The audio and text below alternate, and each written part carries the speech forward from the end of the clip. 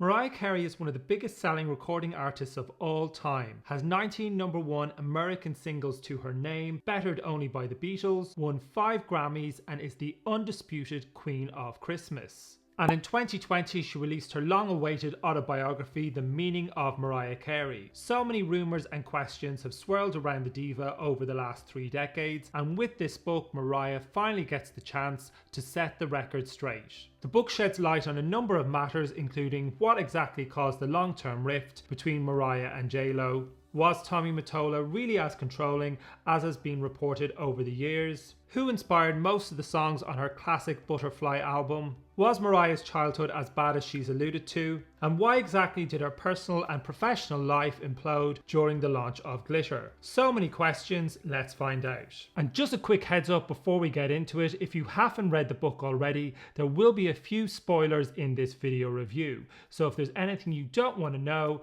just fast forward. Now you know, so don't blame me. Mariah's Glitter movie and soundtrack, released way back in 2001, are two of pop culture's most infamous disasters.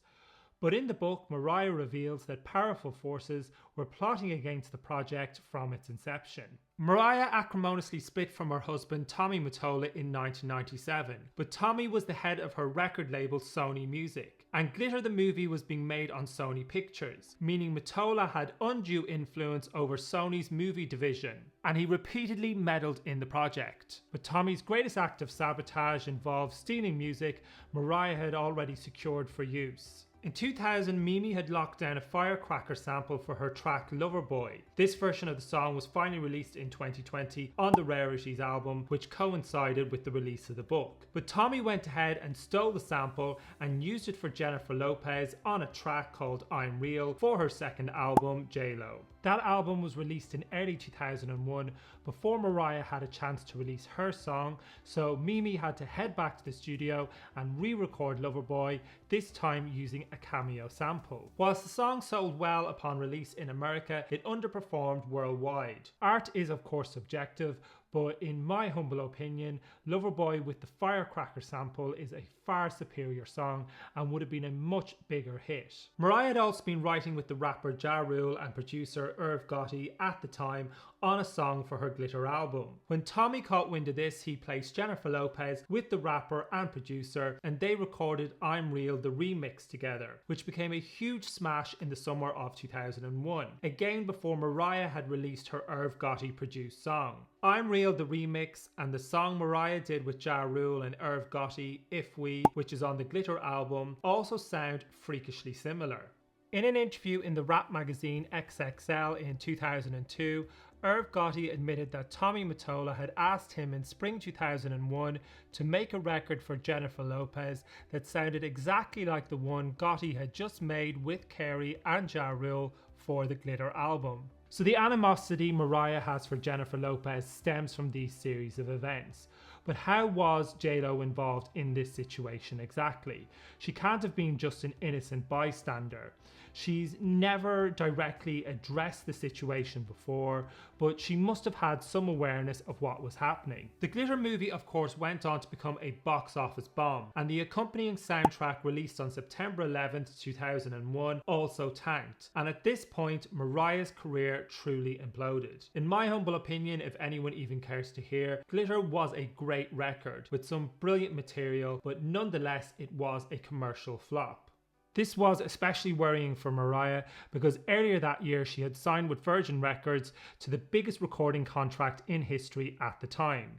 So 2001 really was career Armageddon for Mariah. Considering all that happened and everything she went through, it makes her come back with the phenomenally successful Emancipation of Mimi in 2005 all the more remarkable. When Mariah first meets Tommy Mottola, he becomes a father figure of sorts to her and provides her with some much needed stability. Mariah reluctantly agrees to marry him in the hope that it will help loosen his grip over her. But instead he becomes ever more controlling and installs surveillance cameras throughout their fairy tale mansion, with armed security guards tracking Mariah's every move. One day when Mariah and a friend leave to go to Burger King, chaos breaks out back at the house amongst the armed guards as they search for Mariah. She nicknames the home they share together as Sing Sing after a New York prison. One evening at home before they finally split, Tommy takes a butter knife and runs it down Mariah's face whilst his friends watch on. There is no mention in the book of her longtime feud with Eminem, her former fiancé James Packer, her rumoured friendship with Courtney Love, or her time spent as a judge on American Idol and her well publicised feud with fellow judge Nicki Minaj. Mariah and Eminem have been writing diss tracks about one another for almost 20 years now. One of Mariah's biggest hits, Obsessed, is all about the rapper, and she even plays him in the video. So the omission of this situation from the book is certainly noticeable. There's also no mention in the book whatsoever about her bipolar 2 diagnosis, which she had spoken about publicly in recent years and which I would have liked to have read more about. There is in fact very little covered of her life from the last 15 years, which must mean she's been... There is in fact very little covered of her life from the last 15 years, which must mean she's been pretty happy of late. If it was a relationship that mattered, it's in the book. If not, it didn't occur, Mariah says. Right so. Mariah grew up in dire circumstances. She was a biracial kid living in predominantly white areas of Long Island in the 70s and 80s. She endured horrific racial abuse throughout those years. Mariah's biracial identity made her feel she did not fit in anywhere. One of the worst incidents saw Mariah being locked into a room at a sleepover whilst a group of girls shouted racist abuse at her from outside. Clearly a deeply traumatic experience for anybody to have to live through. And things weren't much better at home, with a violent older brother and unpredictable older sister. Her sister Alison once poured boiling water on her, and as a result Mariah suffered third-degree burns. Alison also once drugged a 12-year-old Mariah with Valium and pimped her out to her older boyfriend. On top of all this trauma, Mariah lived in poverty and had to constantly move homes with her opera-singing mother. One of my favourite pieces in the first part of the book is when Mariah describes how her mother did not know how to care for her young daughter's textured hair, so it was often unkempt and matted. Mariah looks on enviously at white women in shampoo commercials on TV and their long flowing locks. So I think that explains why Mimi's hair always looks so perfect now, and her obsession with wind machines. The book also gives a great insight into Mariah the artist as well as Mariah the person, which I'm sure will make a lot of Mariah's lambs very happy. Mariah's legendary lyrics are jotted throughout the book, along with origin stories of the songs and explanations of how they were written and produced. It was great to see how so many of her songs have been influenced by real life experiences, and how her one-time love Derek Jeter served as the inspiration for so many songs such as Honey, The Roof and My All from the Butterfly album, which is widely considered to be Mariah's greatest work. One of the most surprising reveals of the book is that Mariah actually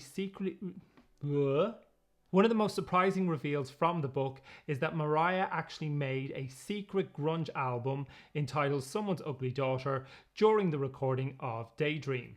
Now that's one album I would love to hear. Soon after Mariah's infamous appearance on MTV's TRL in July 2001, Mariah suffered a breakdown at her mother's house in New York. Mariah had always maintained the story that her mother had rang 911 on that day, seeking help for her daughter who was in grave mental distress. But in the book, Mariah reveals for the first time that her mother had actually phoned the police to remove Mariah from the house Mariah had bought for her mother because they had been having an argument. And by contacting the authorities, Mariah's breakdown became very public indeed. This betrayal from her own mother must have been completely devastating for Mariah, and I'm sure it explains in part why she is estranged from her to this day. So there you have it. The Meaning of Mariah is a deeply poignant read and much more serious than the throwaway gossipy memoir some may have expected. Most celebrity Most celebrity autobiographies tend to be watered down, glossed over accounts of the subject's life, whereas this does feel truly candid. It's also a very timely book addressing racism issues, sexism, and the misogyny and power structures within the entertainment industry. To the casual observer, Mariah may come across as some sort of high-maintenance diva who likes to joke around, but as all our true fans know, Mimi is a songwriter of extraordinary depth and artistry. The book was written with highly acclaimed American journalist Michaela Angela Davis, and it really is a quality offering. I know I might be somewhat biased as a huge Mariah fan, but the book has received rave reviews from literary critics on both sides of the Atlantic, so it's not just me. My one minor quibble is that I still would have much preferred the original rumoured title of the book, I Had a Vision of Love. It is of course the song that kicked off her career and this whole extraordinary journey for her, and it would have felt like a much more fitting and poignant title, I think. So should you bin, borrow or buy it, I would absolutely recommend going ahead and buying it. Mariah has had an incredible life and she has a brilliant story to tell. The book is really well written and I genuinely think it could win over her staunchest critics. Thanks for watching. If you have any thoughts on anything in this video, please leave them in the comments below. Don't forget to like and subscribe and check out my other videos.